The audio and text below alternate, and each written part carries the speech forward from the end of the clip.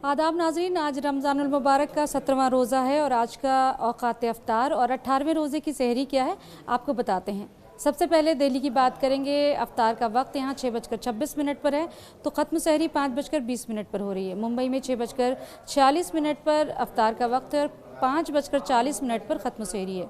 कोलकाता की बात करेंगे, 5:44 पर यहाँ अफ्तार है तो 4:37 पर ख़त्म सहरी है। हैदराबाद में 6:25 पर अफ्तार का वक्त हो रहा है, 5:17 पर ख़त्म सहरी। श्रीनगर की बात करते हैं, 6:34 पर श्रीनगर में अफ्तार का वक्त है तो 5:28 पर ख़त्म सहरी है। जाते जाते हम आपके लिए एक सवाल छोड़े जाते हैं और आज का सवाल ये है कि कुरान मजीद में कुल कितने अंबिया का जिक्र आया है। अपने जवाब कमेंट सेक्शन में हमें ज़रूर दें और देखते रहें हमारा चैनल न्यूज़ 18 उर्दू और मुझे दें इजाज़त। खुदा हाफिज़।